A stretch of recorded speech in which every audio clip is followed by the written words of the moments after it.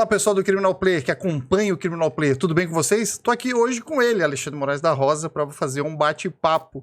E a primeira coisa que eu quero começar aqui, Alexandre, é agradecendo o pessoal do Criminal Player pelo convite de estar ocupando uma cadeira aqui que normalmente ela é tua ou do Auri Lopes Júnior, que a gente tem que fazer a menção honrosa aqui, né, que está sempre um grande parceiro de vocês aqui no Criminal Player, para bater esse papo sobre as curiosidades da tua jornada de um ano no STF. Está chegando agora de volta a Santa Catarina, passasse um ano no STF. Então a ideia aqui é, de fato, vocês receberam muitas perguntas. Eu acho que o meu convite aqui hoje está muito mais na qualidade de já ter gravado alguns podcasts do que de propriamente advogado. Eu acho que eu estou aqui hoje como entrevistador para falar sobre essas curiosidades de um ano no STF, nessa tua visão. Então é sobre isso que a gente vai bater um papo. Obrigado pelo convite, um prazer estar aqui. É uma alegria poder estar contigo e também criar essa nova sinergia do Criminal Player com vídeo, com áudio. Sempre foi uma questão do Auri e minha para poder levar conteúdo. E hoje inaugurar com o Thiago Schultz é muito legal. Nós vamos contar um pouco e também o que se pode dizer e o que não se pode dizer. Porque eu imagino isso, quando me convidaram, eu acho assim, ó, primeiro,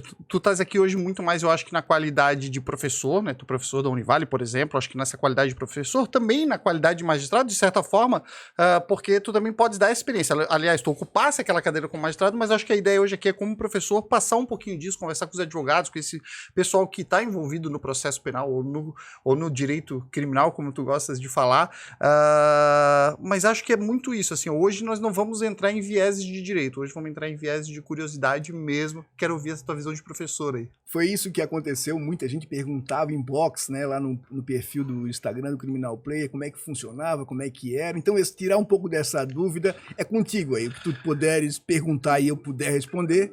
Vamos não, e eu te confesso que eu tô super curioso para várias coisas, assim, tô super curioso por essa conversa. O que eu não puder responder, eu uso o direito constitucional de permanecer em silêncio. Não, eu só posso imaginar, assim, ó, eu tô muito feliz de gravar, eu te confesso, de gravar essas coisas, mas eu tenho certeza que eu adoraria gravar um outro episódio das coisas que não podem ser ditas. Mas ok, vamos satisfazer aí a curiosidade de quem acompanha o Criminal Player. Quem sabe, né? No que a gente pode falar, né? Mas eu entendo que tem muitas coisas que não seja de bom tom falar, mas também coisas que são decisões judiciais que a gente não pode entrar no viés de coisas sigilosas que são discutidas, afinal, o que vale depois é a decisão e tudo mais. Mas acho que a gente tem muita coisa para falar. E coisas eu quero muito focar assim, Alexandre, eu quero focar muito nas tuas experiências, mas eu acho que também vale a pena passar por momentos. O STF esse ano passou por muito. Nesse ano que tu esteve lá, qual foi o dia que tu chegou no STF? Eu cheguei em novembro do ano passado, fiquei quase um ano no Supremo Tribunal Federal, então foi esse período.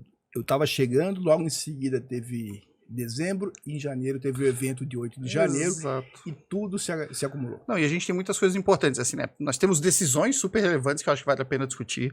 Nós temos HCs, Lava Jato, questões relacionadas ao presidente Lula. Nós temos questões relacionadas ao ex-presidente Fernando Collor. Nós temos a invasão do dia 8 de janeiro. Então, nós temos bastante coisa para falar. Vamos ver se vai caber tudo num episódio só. Eu acho que a gente vai começar pelo começo. Minha proposta para ti é começar pelo começo, mas esse vai ser um papo à vontade. E começar pelo começo mas como diabos tu foi parar trabalhando dentro do Supremo Tribunal Federal com o ministro Gilmar Mendes? Como foi isso? Como é que chega lá? Essa é uma história interessante porque eu tenho muito tempo de magistratura. Eu passei em 98, então eu entrei lá em fevereiro de 98. Naquele período, eu também comecei a fazer academia, e essa importância da Univale e poder ter uma vida acadêmica, onde eu tive contato com o ministro Gilmar, que tem lá uma forte inserção na academia. Nesse mesmo período, você vai fazendo amigos, aliados, e dentre eles, a assessoria do ministro tem o Lucas Rosa, que não é meu parente, e também tem o Paulo Sávio, que era o chefe de gabinete. O antigo juiz, o Eduardo, teve filho, foi promovido e pediu e precisava de um juiz de urgência. Eu estava em Alicante, dando aula na Espanha, quando me ligaram dizendo, precisa de uma resposta para hoje, para amanhã, porque tinha muita coisa urgente, um gabinete, e isso é importante dizer. A gente acha que o Supremo Tribunal Federal é uma tranquilidade. Não, é tudo muito urgente, é tudo de última hora, e são questões assim enormes que você tem que ter um discernimento grande. E aí, as coisas que dificilmente no STF tem uma coisa que é impacto individual. Normalmente é um impacto, pelo contrário, não deveria ter lá coisas de impacto individual, né? É muito mais de impacto coletivo, ou seja, tu sabe que aquela decisão vai sair no jornal, tu vai receber críticas, elogios, ou seja, cada decisão ela tem um viés grande de várias frentes, né? Sim, um erro de português, uma vírgula colocada errada, qualquer coisa rende notícia. Então, a preocupação de um time, como cada ministro tem o seu time, um time que precisa ter peças para poder responder, dar apoio, né? Então o papel que eu fui exercer lá é um papel de apoio ao time do ministro Gilmar Mendes. Cada ministro pode ter até 3 juízes. Isso é legal. Eu fui seu juiz instrutor. Pois é, só para te contar, só para terminar essa partezinha. Aí eles me convidaram, eu tive que lá da Espanha decidir vou ou não vou, acabei indo, em novembro eu cheguei e fiquei até agora em outubro. Então, na verdade, assim, além dos eu ia dizer assessores, assim, além da assessoria comum que o ministro tem, que de repente são pessoas que já estão lá há muitos anos, também tem juízes destacados, juízes federais, estaduais, desembargadores que são destacados para estar no gabinete. Isso é normal ou é por um momento especial? É raro ter isso? Ou é normal? Como é que é isso? Na legislação, cada ministro pode ter 2 juízes para dar suporte. Então, assim, tem a assessoria tem gente qualificada. Agora, a magistratura pressupõe ter passado num concurso, ter uma vivência maior, porque muitos dos casos que chegam lá pressupõem que você tem uma certa vivência para poder entender a dinâmica, né? Tem assessores muito bons, e é uma dinâmica importante, né? Muitas vezes as pessoas não entendem que o ministro Gilmar e todos os ministros julgam desde acidente de trânsito, passando por trabalho, tributário, administrativo, toda a gama. Porque às vezes a gente esquece que no STF para questões, por exemplo, de direito do trabalho.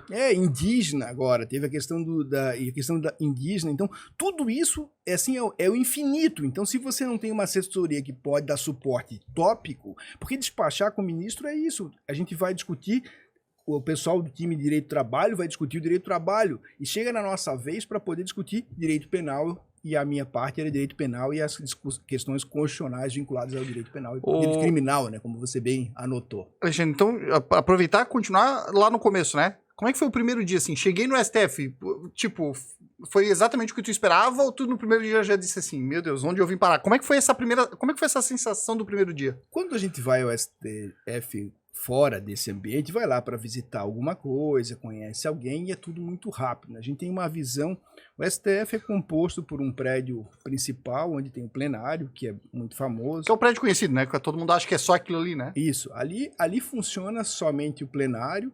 Tem uma parte embaixo que é um museu muito legal e tem um gabinete do ministro-presidente. O presidente fica naquele prédio. Fora isso, a gente tem um anexo 2, que são os gabinetes em si, onde o acesso é mais restrito e para chegar tem uma certa dificuldade. Mas eu cheguei lá e foi um caso muito curioso, né? Porque eu cheguei na frente e disse, cheguei na portaria, eu vim, olá, eu sou Alexandre Moraes da Rosa. Aliás, não falei isso, eu vim trabalhar aqui. Cara, como é o seu nome? Alexandre Moraes da Rosa. Ele disse, não, tem o ministro Alexandre de Moraes e tem a ministra Rosa. Moraes da Rosa, não tem nenhum aqui. Aí eu disse, não, eu sou Alexandre Moraes da Rosa, eu tenho esse nome mesmo, é um homônimo. Porque eu lembro de tu ter me contado já que tu já foi em feiras e palestras e tudo mais, que alguém te traz o livro do Alexandre Moraes e pede pra te assinar, mas não é esse Moraes, é só o Moraes, tu é o Moraes da Rosa, isso já acontecia. Lá no STF deve ter sido um show de acontecimentos. E tem coisa assim, porque no passado, sem a internet, o ministro Alexandre, na época que não era careca, né? Ele tinha uma... Ninguém conhecia, então era muito comum, Tiago, mas muito comum.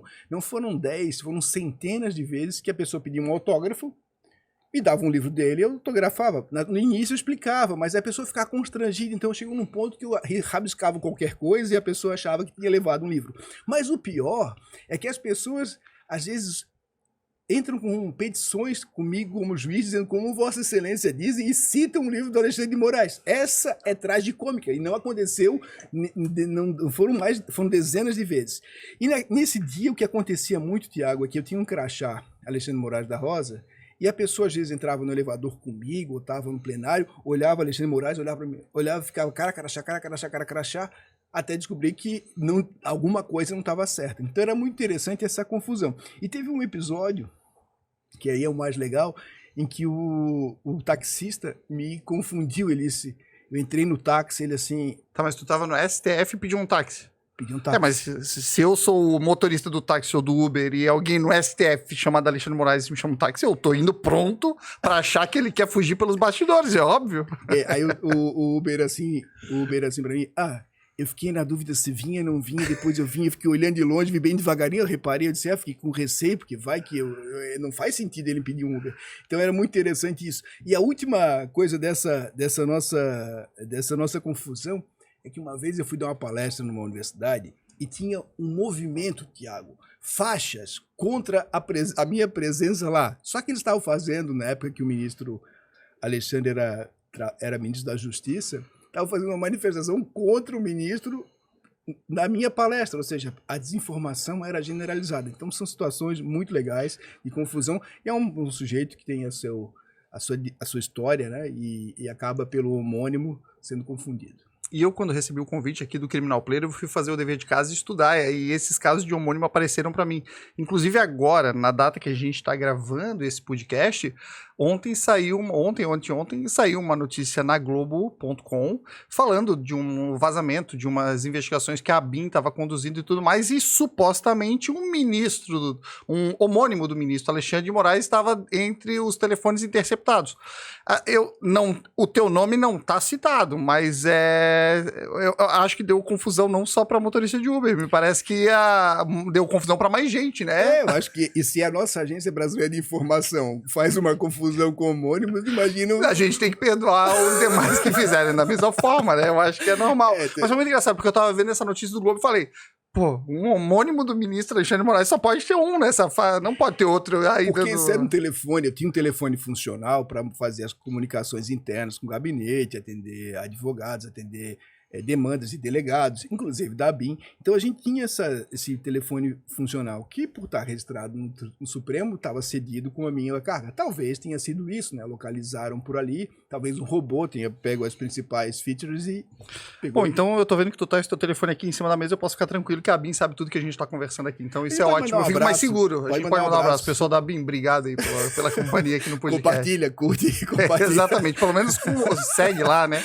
Não, muito legal isso. Mas, Alexandre, tu tava falando, tá, aí o juiz convoca, eu não quero perder essa linha do tempo, que eu acho interessante, assim, o ministro convoca 2, 3 juízes, e aí tu sai porque tu agora tá como juiz de segundo grau no Tribunal de Justiça de Santa Catarina, né, e tu sai de Santa Catarina e passa a atuar só no STF, ou tu acumula as funções? Como é que ficam os gabinetes aqui, ou as decisões aqui? Essa convocação pode se dar em 2 regimes. Um regime com prejuízo e sem prejuízo. Então tem juízes que vão e o tribunal cede o juiz para que possa servir. Não só o Supremo, o STJ também tem essa situação, os outros tribunais têm para dar esse suporte. Eu no início fui com prejuízo, ou seja, eu deixei a minha função que eu exercia na turma de recurso, fui trabalhar lá. Quando em junho eu fui promovido a juiz substituto de segundo grau, em junho de 2023, eu comecei a acumular as funções. Então eu trabalhava em Brasília e aqui mantinha uma regularidade de julgamentos a cada semana, mantendo o índice de julgamento. Então, nesse período, a minha vida já era complicada, eu passei a não dormir muitas noites porque não dava tempo. Porque eu imagino que e óbvio que isso não é só uma questão da tua vontade, eu quero acumular, não quero acumular, mas o Tribunal de Justiça, de certa forma, que também tem também conta contigo, né? Também é bom poder contar, um juiz a menos é menos um ali para substituir e tudo mais. Então isso não é só uma decisão da vontade, né? Também tem esse desafio de estar aqui colaborando com o tribunal, imagina. E tem a questão da carreira também, né? Se eu cheguei... Olha, porque dá prejuízo à carreira também, em tese, porque tu também fica com porque o cargo que abriu era juiz substituto de segundo grau. Se é substituto é porque precisa, porque os titulares estão ausentes, doentes, em férias. Então eles criaram essa função para dar o suporte. Se o substituto está convocado, não faz muito sentido. Então eu, quando me inscrevi, tomei o compromisso de acumular as funções. Só que ficou muito pesado. Depois de um tempo, você não consegue dar conta das duas, morando em 2 cidades, com filho no Rio de Janeiro, então morando em 3 cidades, é uma coisa... Não, eu só imagino, mas daí eu até já vou emendar essa tua fala para perguntar do dia a dia de STF. Como é que era o dia? Tá, tu tava morando lá? Tava morando aqui? Que dias tu estava lá? Que dias tu estava aqui? Como é que tava essa loucura do dia a dia? Porque eu quero saber, na verdade, assim, já que tu abriste esse flanco, né? Como é que é o dia a dia do STF e também, de repente, como é que foi o dia a dia de acumular essas funções? Sim, então são 2 momentos. O primeiro momento eu fui morar em Brasília, vinha para cá nos finais de semana, alternados, e nesse período o Supremo Tribunal Federal funciona das 7h30 da manhã até a hora que for. E o ministro Gilmar tem um padrão de trabalhar muito, né? O ministro Gilmar é um sujeito que eu aprendi admirar mais ainda, porque além de ele ter uma memória fascinante, ele dizia assim, ó, Tiago, ó, nós julgamos um HC que o ministro Moreira Alves foi em 94, mais ou menos, por lá, nós julgamos um HC dessa maneira. Então, ele tinha uma memória dessa ordem, tinha uma habilidade de conseguir coordenar um time grande, e ele trabalha até muito tarde. Então, era muito raro sair do Supremo Tribunal Federal, muito raro mesmo. Inclusive sextas-feiras, antes das 11, 11h30, meia-noite, porque raramente nós tínhamos como deixar a coisa para outro dia. Então, nesse sentido, era um trabalho que começava de manhã e se estendia. Eu quase morei no Supremo, né? Eu descobri que uma época que às 4 da manhã apaga a luz, porque às 4 da manhã a gente estava lá e não era só eu, tinha mais gente que trabalhava, porque tu tem que dar conta do suporte para fazer pesquisa, para juntar minuto, enfim, tudo isso vai acontecendo e como você disse, tem umas questões interessantes, porque uma DIN, uma ação direta de inconstitucionalidade, uma DPF, ela tem uma pesquisa muito grande e muitas vezes você tem um curto prazo para poder fazer, apresentar, organizar. Escrever não é tão simples assim, você precisa ter para poder linkar as coisas, submeter ao ministro, ele retificar. Até porque tem esse trâmite ainda, né? Todo mundo tem que debater ainda, achar um tempinho na agenda do ministro para fazer os debates, para garantir que está na linha dele, né? Isso, tudo. E isso é muito legal, porque a participação, e foi nesse lugar que eu aprendi bastante. Já no segundo momento, em que eu estava lá e cá, era caótico, porque eu tinha que vir a Santa Catarina fazer sessões quando tinha aqui, terças-feiras, presenciais, então eu vinha para a sessão, mas mantinha atividade lá, e as coisas acontecem de uma hora para outra. Tu é muito conhecido também no tribunal, e por onde tu passou, e pela própria comunidade jurídica, como sendo alguém muito técnico. Então eu imagino que a tua cobrança sobre ti mesmo, não, tipo, a decisão não pode perder a qualidade, porque tu tá caindo lá. Tu é muito exigente na parte técnica, né? Isso me dava uma angústia grande, porque às vezes tu não tem a mesma produtividade que terias em situações normais, né? Em condições normais de temperatura e pressão. Mas por isso, inclusive, que chegou num momento em que não dava mais para manter as duas, sob pena de ter um colapso, né? Porque a coisa... Porque tu podia ter ficado mais tempo, tu ficou 1 ano, foi uma opção, sim. Dá para ficar quanto tempo?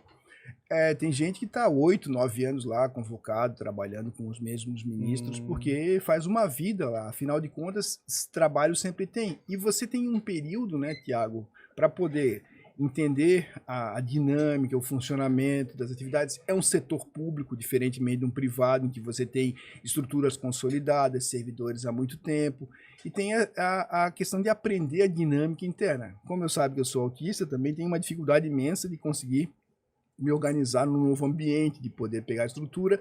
E uma das coisas, eu tenho milhares de livros, eu não tinha meus livros, então era mais difícil para mim, porque lá na minha biblioteca eu sei onde é que está o livro, eu sei onde é que está a citação, eu sei onde é que posso procurar, e lá eu não tinha, então isso me dava uma angústia imensa. Ah, entendi. Tá, me conta uma coisa, quando tu fica até 4 horas da manhã no STF, tá, daí tem lá, toma um banho por lá mesmo, como se muda de mala para lá, como é que é isso? Vai em casa?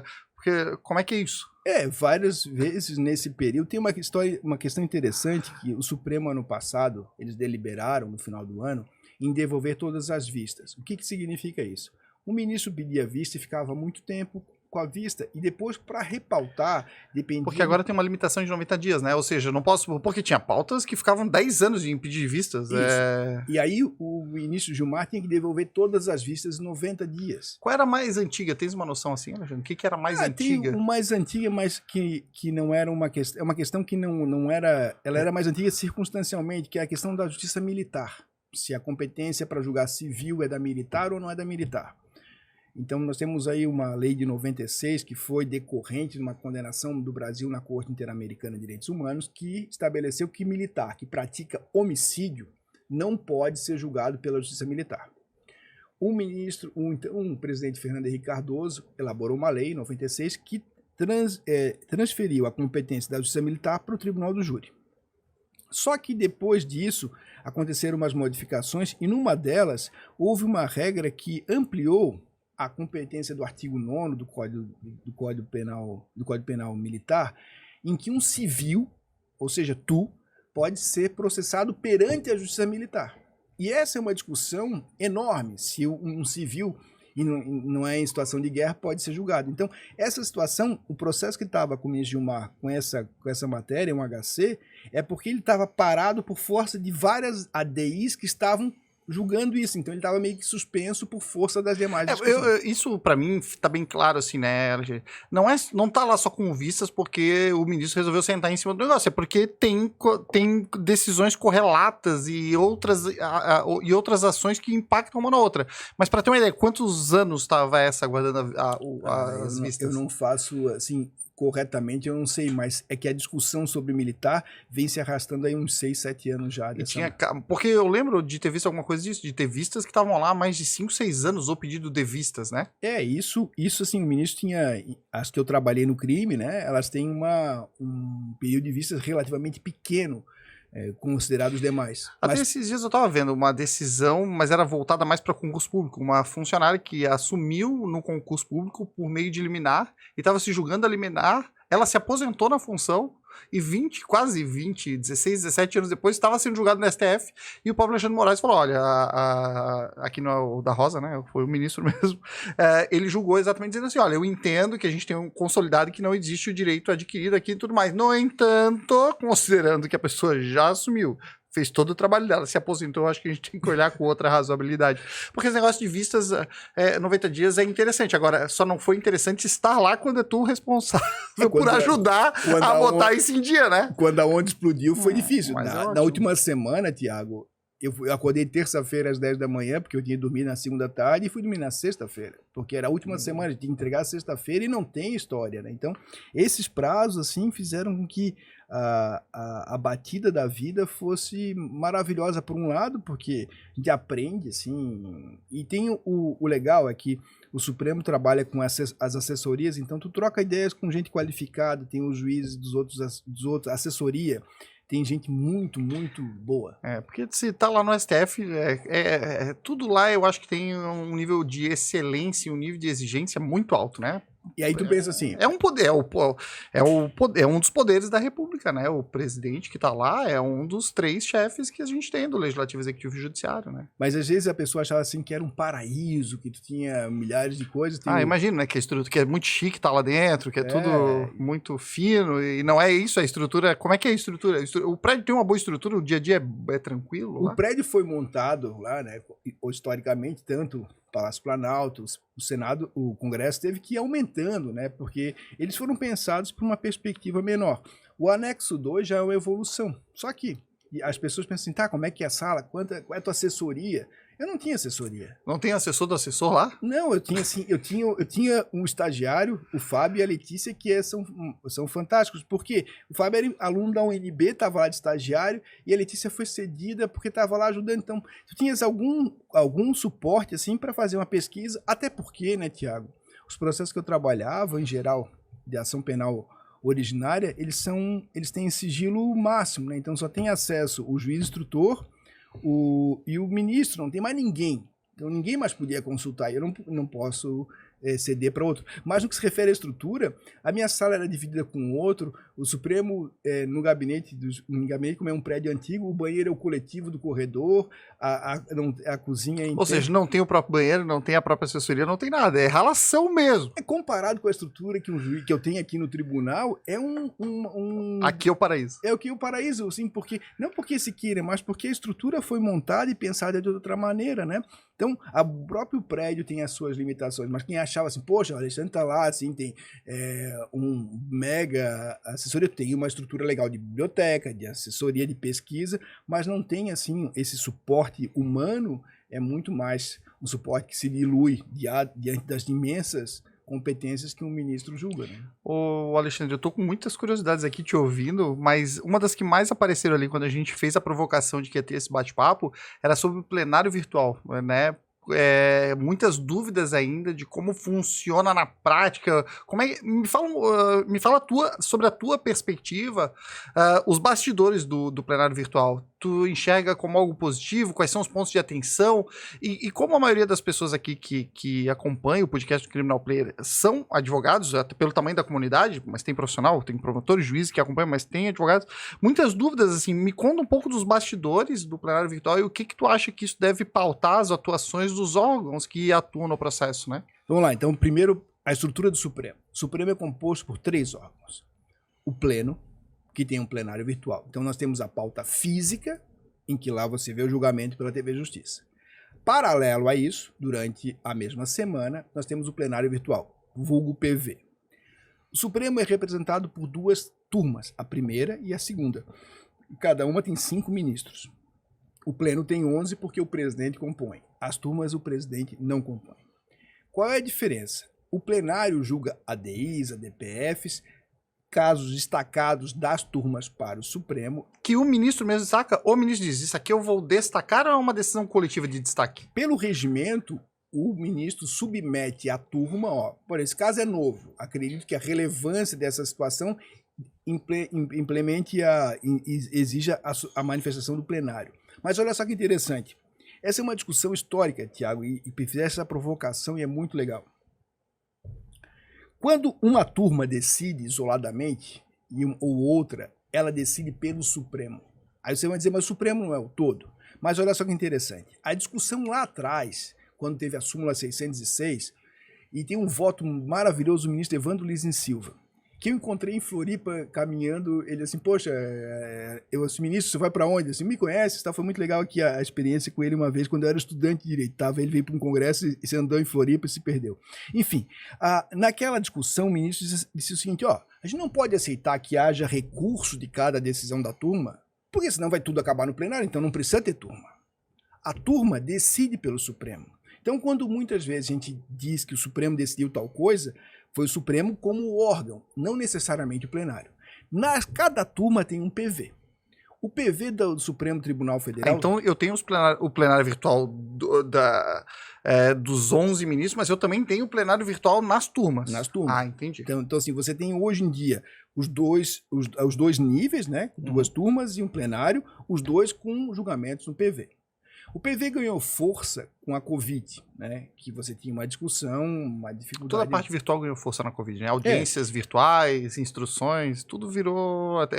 tem um bom debate aí pela frente. O Richard Susskind tem uma história legal, ele disse assim, poxa, o que a gente pensou, defendeu há muito tempo, de uma hora para outra virou e aconteceu. Exato.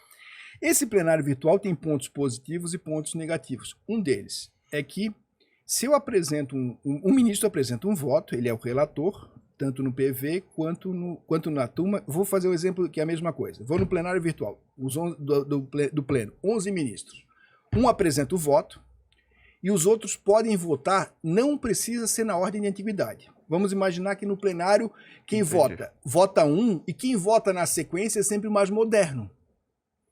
O modelo do Supremo Tribunal é um modelo de julgamento por seriatim, como eles falam, que é um julgamento, cada um dá o seu voto.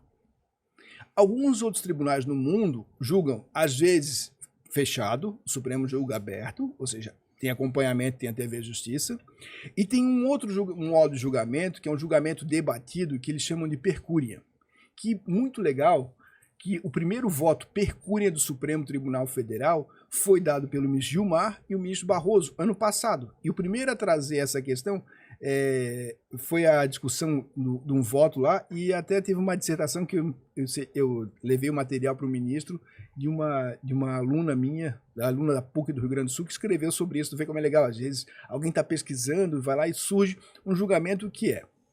Quando eu quero argumentar com você, eu apresento um argumento, você rebate, você refuta e nós podemos dialogar. Quando nós vemos o julgamento do Supremo Tribunal Federal, no plenário, isso acontece numa certa medida, um voto e outro voto. Mas, em geral, um voto é proclamado, ele é dito sem que haja uma interação maior. No plenário virtual, isso não acontece. Então, no plenário virtual, você tem, quando o ministro apresenta o voto, o outro ministro pode concordar, pode divergir em parte, pode acompanhar com ressalva, pode apresentar um voto divergente, e quando ele acha que é muito importante, ele pode pedir destaque. O que significa? O destaque, ele tirou aquele processo do virtual e quer votar no físico. Ele acha aquilo relevante, ele quer apresentar as razões no físico. Por quê? Porque é a oportunidade que ele vai ter de debater o caso. Isso, então isso é legal, porque o destaque, ele não tá satisfeito com a discussão plenamente escrita, e ele acha que aquele caso merece uma discussão presencial até para tirar dúvida. Ou ele pode fazer um pedido de vista, que é essa limitação que ele tira para o jogo, né? A bola para e ele vai fazer. Mas eu quero entender bem isso, Alexandre, porque eu acho que assim, eu acho que tem muitas pessoas nunca atuaram no STF que estão nos ouvindo agora. Então eu vou te dizer o que eu entendi até agora. Então nós temos os 3 órgãos, que é as 2 turmas e o plenário. Isso. Todos eles têm o seu PV, o seu plenário virtual também. Não cabe recurso simplesmente da turma para o plenário. Nós temos, quando a gente vota no plenário, quando a gente vota nas turmas presencialmente, nós temos os votos síncronos, ou seja, vai começando o relator apresenta o voto e depois vão votando do mais novo para o mais velho. O mesmo acontece no plenário. Quando eu tenho o voto no PV, no plenário virtual, isso é assíncrono. Isso. Mas cada um apresenta o seu voto. Mas eu quero entender melhor essa outra parte. Falou, tá, mas como é que é o voto pertúlia? Como é que é? O Seriati e o Percúria. Percúria. O voto Percúria, que eu confesso que pra mim é a primeira vez que eu vejo um voto Percúria. O voto Percúria, eu fiquei com dúvida, eu quero que tu entre um pouquinho mais como é. Aí 2 ministros fazem um voto em conjunto, apresentando o debate textualmente ali, e depois eu quero te fazer uma outra pergunta, que cada um apresenta o seu voto, e se cada um apresenta o seu voto, e depois como é que bate esse martelo? Essa é uma segunda dúvida. E a terceira dúvida, se não lembrar, eu te lembro aqui de responder, eu quero entender cronologia. Por exemplo, o voto do PV é de segunda a sexta para apresentar o voto, então o ministro que votou, ele disponibiliza o voto e a partir da segunda está disponível, daí todo mundo vota em seguida. Me conta essa parte bem prática, porque eu acho que para quem está nos assistindo, de repente, por exemplo, ou é advogado, ou quer acessar, essa parte prática é a mais importante. Mais importante. Vamos lá. O voto o seriatim, como é que é? Eu dou o voto, você dá o voto e nós temos o quê? O dispositivo, a conclusão. Isso significa que se eu voto depois de você, eu posso destacar aquilo que eu ressalvo, que eu não concordo, mas que eu posso acompanhar pela dispositivo. Na conclusão. Então, essa é uma situação. O Percúria, que é um modelo aplicado em alguns tribunais, se fala muito da Corte Suprema Americana, em que há uma manifestação da Corte. Se faz o quê? Se faz uma compensação, uma análise e se unifica naquilo que é possível. Normalmente, os juízes podem dar votos separados, ressalvando seu ponto, fazendo questões, mas o voto fica uma manifestação do tribunal. Isso é muito importante para a certeza e estabilidade das decisões. Em vez de cada um, qual é o fundamento, a razão forte de uma decisão do Supremo? Eu vou encontrar onde? No voto do relator ou no voto do outro? Qual é a lógica, qual é a premissa da decisão? Quando você tem 11 votos, ela tem uma dispersão muito grande. E essa dispersão faz com que muitos advogados tenham imensas dificuldades de descobrir qual é a razão forte de uma decisão do Supremo. E por que ela tem esse Até porque quando eu vou apresentar, vamos lá, embaixo da declaração, eu tenho 5 votos diferentes e os votos estão... eu vou para onde? Na hora de embargar, eu embargo cada um dos votos, eu vou embargar até o voto que concorda comigo e que discorda? Como é que eu vou trabalhar isso e ainda olhando para o plenário virtual que tudo aconteceu lá sem nenhum debate? É isso que é o ponto fraco que a gente estava comentando do modelo decisório brasileiro. Porque um modelo estruturado, se tu faz uma entrevista, tu tem que estruturar a tua entrevista. Então eu tenho que colocar, isso na Univale nós escrevemos sobre isso e fizemos um projeto sobre isso, para melhorar a qualidade do PV. O que é? O argumento 1, como é que vota Tiago Schultz? Argumento 2, como é que vota André? Argumento 3, como é que vota Carol? Argumento 4, como é que vota cada um? Você concorda? Discorda? Se discorda, por quê? Então você cria uma sequência de dependências em que, se uma vai acolhida, acabou.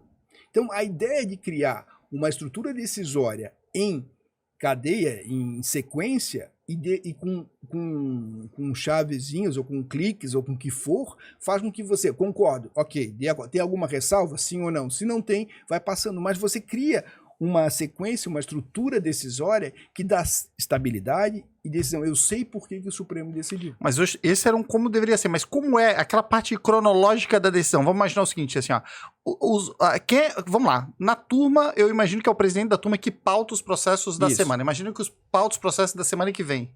Em que momento que o voto do relator aparece para os outros ministros?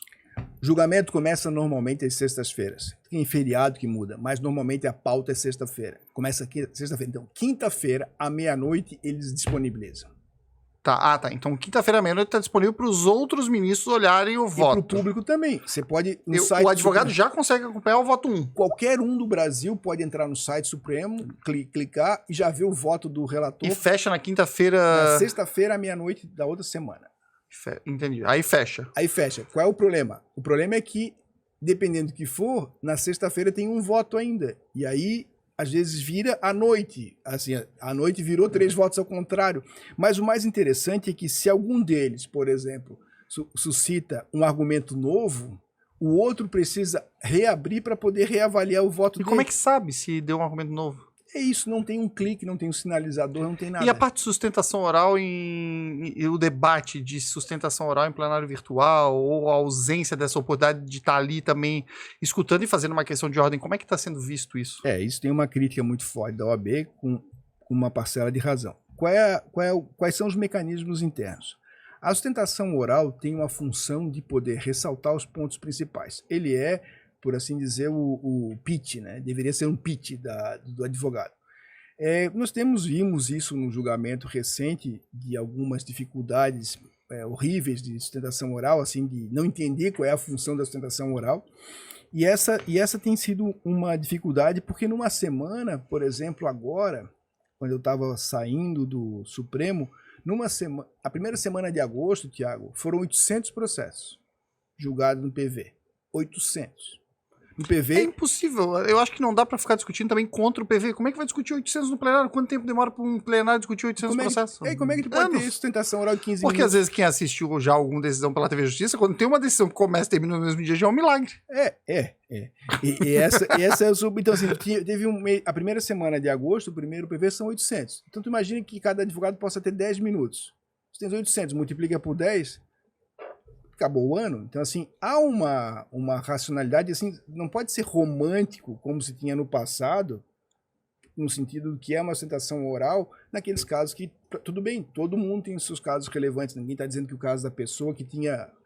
eu lembro muito bem, isso vale a pena contar só rapidinho. Porque o advogado mesmo, ele não poder, se de repente não fizer sustentação oral, mas ele pode trabalhar por memoriais, isso tudo ele pode trabalhar. Mas, assim, o memorial tem que ser alguma coisa que seja one page. Não adianta ter um memorial que reproduz 14 páginas. Se você não tem o poder de síntese, contrate alguém. Agora, se você acha que 14 páginas para repetir o que você disse será lido, é um problema sério. Porque ninguém lê coisa chata. Ninguém vê filme chato. Por que tu acha que é importante assim, vamos imaginar, mas é que eu acho que no STF tem, o processo para chegar no STF ele já tem que ter uns 5 volumes, porque só de... Qualquer habeas corpus tem 500 páginas. Exato. E como é que eu faço quando tá falando one page, é uma página mesmo, assim, ó, vamos tornar esse nosso, vamos fazer um corte aqui pra gente bater um papo sobre parte prática. Me dá uma dica, então, como advogado, como é que eu posso atuar no STF em relação a memoriais, assim? Mas uma visão de STF mesmo, não só tão pessoal também, uma visão de STF. Como é que eu posso fazer um memorial que vale a pena, que o ministro vai olhar e vai fazer diferença? Vou te dar um exemplo, começando por uma questão mais simples. Olha só.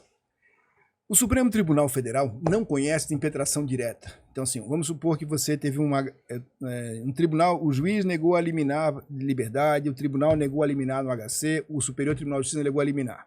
Então, não teve nenhuma decisão definitiva. Se você impetra um HC no Supremo Tribunal Federal, você está querendo superar uma súmula que diz que não se conhece de HC impetrado contra a decisão monocrática do tribunal de origem. Maravilha. Quantas vezes o Supremo faz isso? Todo dia. Aí o advogado faz 3 páginas dizendo que tem que superar a súmula. Ele está escrevendo para quem? Quem é o receptor da mensagem dele? Ele está imaginando quem? Um aluno de graduação? Pula essa parte é redundante.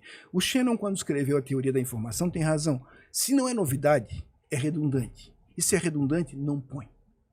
E quando você vai me contar uma história, você não pode querer contar a história igual a abertura do Game of Thrones, né, que não termina nunca, mas você também não pode... É uma coisa... Verdade. Não termina, é verdade. Eu odiava quando o botão sumia, eu não podia pular a abertura, aquilo era terrível. A primeira vez é legal. É terrível. Verdade, pô, não vai? De boa analogia. Então, assim, tu não tem uma abertura de Game of Thrones, tem que contar de uma maneira que eu possa, assim, cara, eu tenho que saber datas. Custa fazer uma linha do tempo do teu caso? No Word, coloca ali uma linha do tempo, ó, começou tal, a denúncia tal, Custa printar a denúncia e colocar ali. Dá para botar PDF, vídeo no PDF. Então, isso tudo faz com que você possa ter uma limpeza. Eu olhei para a tua primeira página e vi.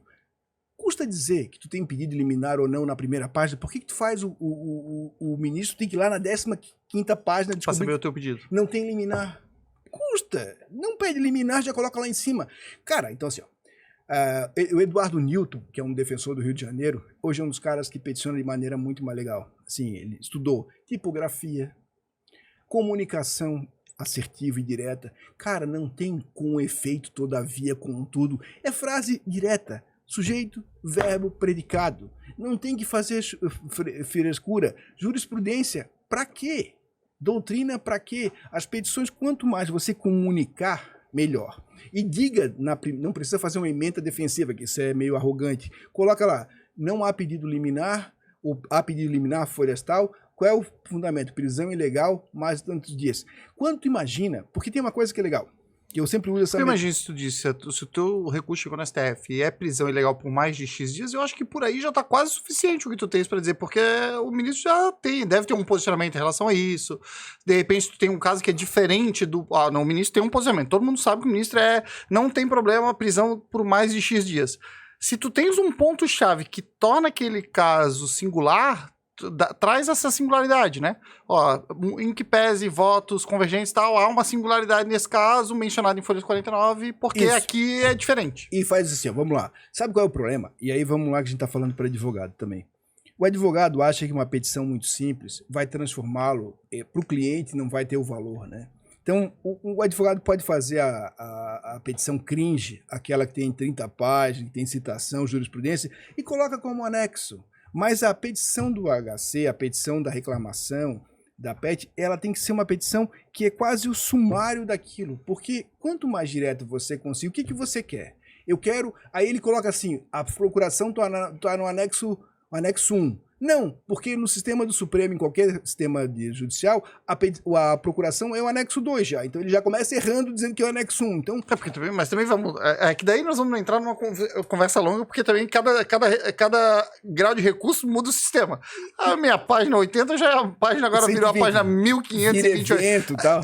E quando tu não sabe o que é anexo, tu não sabe o que é anexo, o que é cópia. Acha? Custa botar ali atrás um anexo, na tua petição, um dossiê das melhores. Aí imagina o seguinte, cara, tu quer que eu veja uma audiência para ver no minuto 37,54. Pergunta, Flamengo ganhou do Vasco da Gama lá em outubro. A pergunta é, tu quer ver o jogo inteiro ou tu só quer ver os melhores momentos?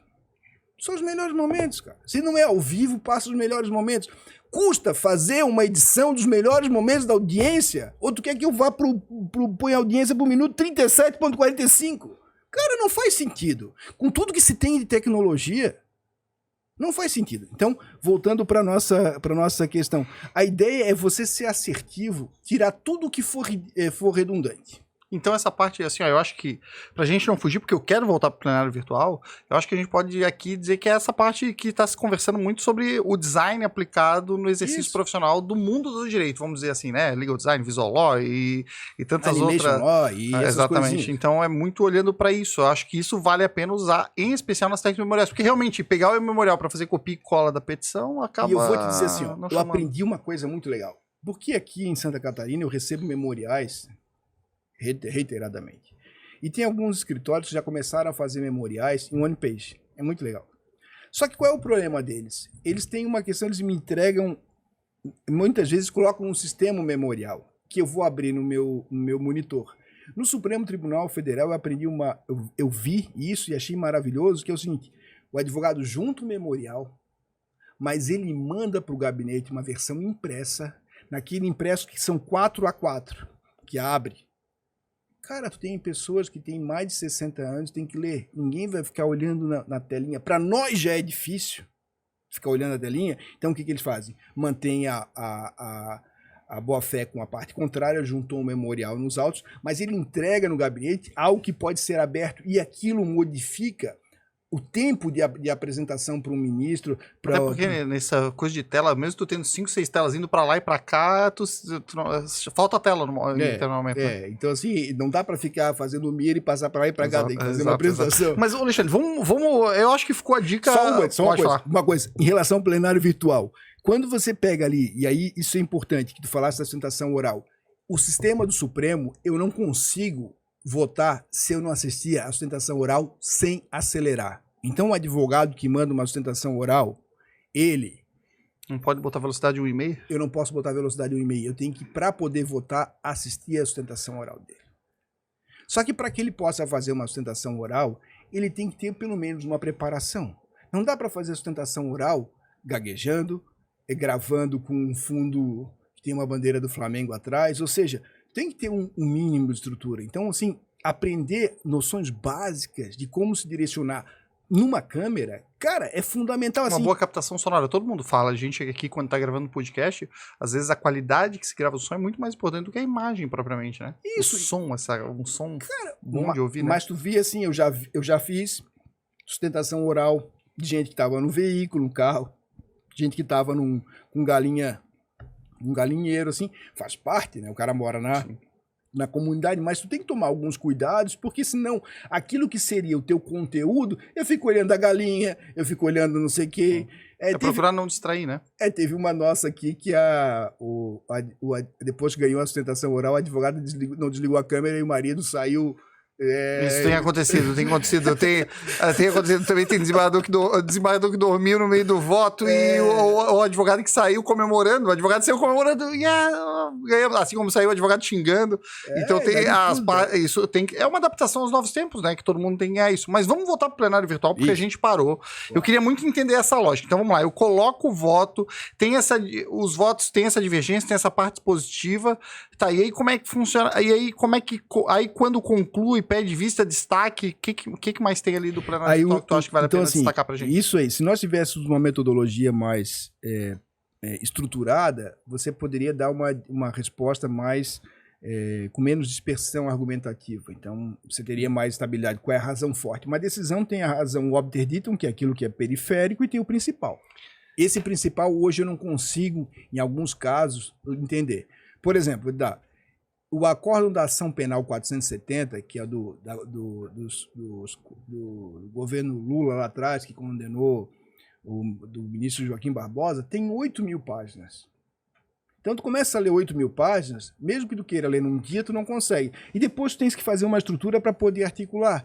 E como é que você votou numa e noutra coisa? Se nós tivéssemos um modelo de lançamento de formulários, por exemplo, nós teríamos melhor resultado. Agora, quando você me pergunta do julgamento em relação a o que mais acontece, diante de muitas vezes, por essas limitações do PV, que não é só do Supremo, mas de todos os tribunais, o ministro que quer fazer alguma coisa divergente tem que destacar para poder levar para o plenário.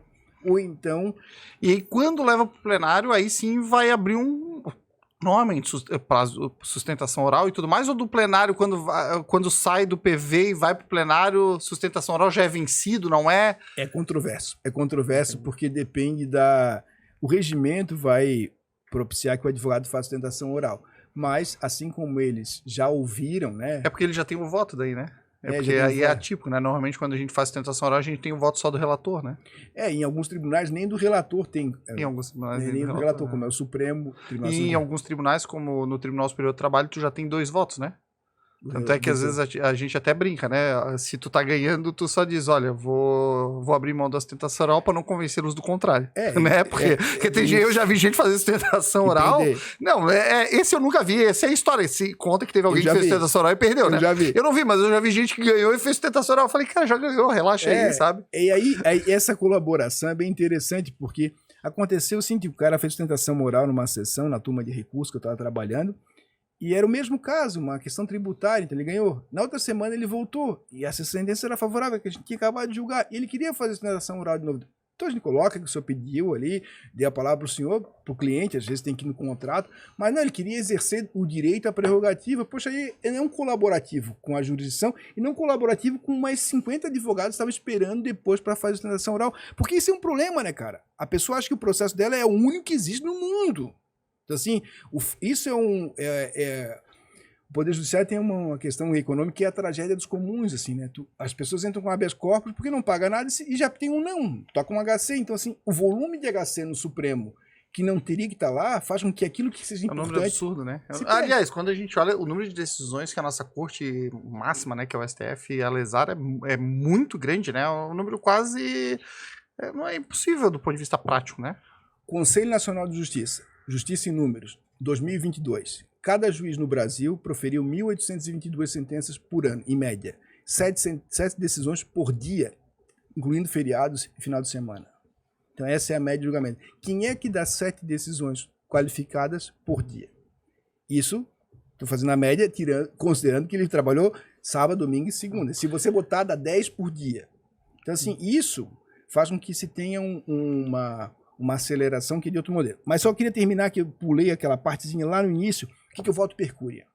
Porque aí o ministro Gilmar e o ministro Barroso deram... O voto percúria é a manifestação do tribunal. Então você tem uma síntese. Que é bom porque se o direito tem que dar estabilidade, ele vai dar estabilidade e o advogado Mas pode... por que foram esses dois fizeram? Esses dois fizeram e os outros, cada um fez o seu e esses dois fizeram juntos? Como é que foi nessa prática, assim? Foi uma inovação deles? Porque tu falou... Foi essa agora, inovação, né? Foi assim. O ministro... Foi um caso bem interessante. O Congresso Nacional, agora em 2023, deu o piso das enfermeiras. Votou o piso das enfermeiras. Só que não deu a fonte de recurso. Então tinha um problema, que o ministro Barroso deu uma liminar suspendendo, por quê? Eu não posso criar uma despesa sem fonte de recurso. Isso jogou na bomba no governo federal e nos governos estaduais e principalmente nos municipais, que tinham que pagar um piso que não tinha previsão.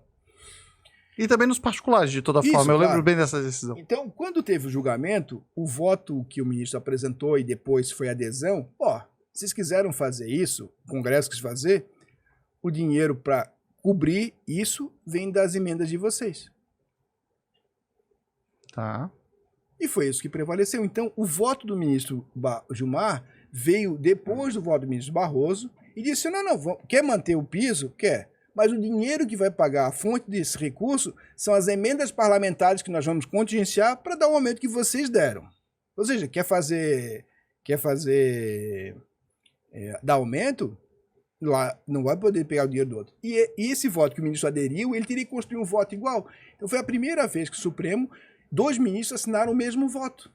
Outros ministros poderiam aderir, mas como tinha prazo para fazer, aí não deu tempo de fazer. Porque daí eu imagino que tem um outro tempo nisso, né? Que daí não é só a sua assessoria com o ministro avaliando, 2 ministros ainda tem que sentar. Isso complica muito na agenda prática, né? Mas aí se tem por um tribunal que decide tanto. Se tem uma discussão, se você faz uma metodologia para isso, você pode dizer concordo, não concordo, não concordo, você constrói uma decisão em blocos, né? Que é uma ideia cada vez mais sofisticada. Bacana essa parte do PV, eu acho que é muito legal pra gente ver os bastidores, eu acho que todo mundo quer saber como é que é isso na prática lá dentro sobre esses olhares, né? Mas aí tu tava falando, eu quero puxar mais um assunto ainda sobre essa questão das decisões. Tudo bem, os juízes estão decidindo muito, mas agora lá no STF a gente tem a inteligência artificial já construindo, que é o Vitor, né? É o Vitor Vitória. E a Vitória, então agora tá fácil. Isso é legal. O Fabiano Hartmann, que é o professor da UNB, que foi o que conduziu esse processo, eles criaram, já que a gente está falando de inteligência artificial, quem não é letrado nisso, né? Nós fomos estudar um pouco essa questão. A gente, no início, acha que inteligência artificial é a última bolachinha do pacote. A gente foi lá criado com... A solução de todos os problemas. Assim, Skynet, né? A gente acha que o mundo vai tomar... As pessoas vão tomar o poder. Enfim. O modelo de IA utilizado pelo Supremo é um modelo que segue a resolução do CNJ. Então, não se trabalha com redes neurais. Vamos lá. O que se faz? Se faz classificação das peças. Entendi. Então, assim, tem um imaginário, muitas vezes, do jurídico... Que tá lá construindo uma decisão para ti e mandando. Não é. Tá só tentando compreender e colocando aquilo num índice. Basicamente isso. Qual é o problema? Olha só. Porque tem um monte de decisão repetida, né? Tem que ter. Pra que vai ter uma pessoa lá dizendo, isso aqui a gente já falou sobre isso? Eu acho que catalogar é isso, né? Mas aí o que faz? para que eu possa fazer uma... Eu não tenho dados estruturados em petição, então eu tenho que osserizar. Para osserizar, OCR é o quê? Osserizar, né? Osserizar. Osserizar aqui, a óptica, eu vou pegar e vou ter que... A máquina vai ter que ler a petição. Aí quando ele lê uma petição, como é que ele sabe o que é o julgado, a emenda do julgado referido e o que é a emenda que o advogado colocou como fundamento? Ele vai ter uma dificuldade imensa. Por quê? Porque não está estruturada a petição. Então, não adianta o Vitor ler se a coisa não vem estruturada, porque tem que dizer para ele, ó, tá assim. Isso, ele tem que alguém taguear para ele. Então, se nós tivéssemos... Cara, assim, tu vai no site da Corte Suprema Americana, é formulário. Tu vai em qualquer tribunal do mundo, é formulário. Por quê? Tu me dá o campo, eu vou pegar o robô e vou puxar do campo. Então, hoje em dia, quando o advogado cadastra, ele cadastra o nome da parte CPF. O que a gente faz depois? Puxa daquele campo. Como a petição é o que quiser, a máquina só tem uma margem de erro grande. Então, esse trabalho da UNB... E por que é Vitor e Vitória? Quem é Vitor, quem é Vitória? Que máquinas são essas? Assim, só pra gente saber o que o Vitor faz e o que a Vitória faz. Vamos lá. O ministro Vitor Nunes Leal era um ministro muito antigo do Supremo Tribunal Federal e ele percebeu lá atrás que o Supremo julgava muitas coisas repetidas. Então, ele pegou um caderninho e começou a fazer... súmula 1, é isso, súmula 2. Então, alguns tribunais no mundo faziam assentos e tal. Então, ele fez o quê? Ele consolidou para controle próprio dele como é que ele estava votando, para poder lembrar. E isso virou... Depois criaram-se as súmulas e foi o ministro. Aí o Victor teve essa homenagem ao ministro Victor Nunes Leal com a perspectiva de fazer, tanto ele quanto a Vitória, a ideia de fazer classificação das ações. Então, o que eles fizeram? Criaram as variáveis ali para que possa ser reconhecido uma petição e poder classificar entre os temas. O Supremo Tribunal Federal julga os temas que têm eficácia vertical, ou seja, são obrigatórios. Então, quando o Supremo julga, concorde ou não concorde, eu posso fazer duas coisas. Eu posso fazer um distinguish, dizer, o suporte fático não é o mesmo, por isso que eu não aplico a tese. Ou eu posso tentar fazer um overruling, que é uma superação porque algum argumento não foi debatido. Mas para fazer overruling, não é o juiz que pode fazer. São os legitimados que podem provocar o Supremo. Não cabe ao juiz aqui fazer overruling. Não pode. Mas, então eles pegaram esses temas, ensinaram quais são as palavras-chave.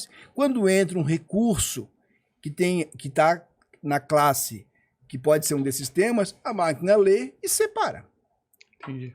Só para isso. Tá, mas quem é o Vitor? O Vitor e a Vitória são a mesma máquina? O que o Vitor faz e o que a Vitória faz? Bom, então é isso, eles fazem classificação, só classificação. Mas é a mesma coisa? Vitor e Vitória é a mesma coisa? Você tem a questão da questão de gênero e a questão de... Então é a mesma máquina só fazendo esse trabalho. Interessante. É um trabalho, então assim, muitos advogados, isso é importante. Acho assim, esses dias uma advogada falou assim para mim, poxa, eu consegui fazer romper a barreira do robô porque eles conheceram do meu habeas corpus. Nenhum habeas corpus passa por uma máquina dessa. Nenhum habeas corpus. Entendi. Nenhum habeas corpus. Isso é feito no regime do ARI, do recurso extraordinário, para saber se tem algum tema que já analisou aquilo. Agora, o ministro Barroso, que começou a gestão dele em outubro de 2023, comunicou que fez reunião com 3 Big Techs, Microsoft, Google e Amazon, e eles prometeram um robô, uma máquina que pudesse ter mais eficácia. Por quê? Funciona assim, Thiago, é muito maluco isso, porque tu tens lá PJE, EPROC, ProJude, SAGE, e tudo chega no Supremo da maneira mais... Eu imagino que daí lá tem que remontar tudo no sistema do Supremo. Que na verdade o Supremo não tem um sistema, o Supremo tem 4. Que maravilha. 4. Que maravilha. 4.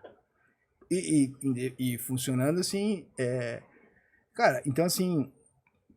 Daquele jeito. Daquele jeito. Então assim, isso que o Richard Susskind, quando no livro ele fala assim, ó, bom, eu falo tecnologia, mas o que eu queria era um gestor de documentos funcional para o Poder Judiciário. Tu imagina, num processo daquele tamanho, tu fazer o juiz da falência da Americana.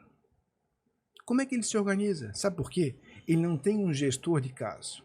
O advogado, quando faz hoje, isso é assustador, né, Tiago? Porque em 2023, o advogado chega na frente de um processo, o que ele faz? Ele pega um bloquinho de papel e começa a anotar.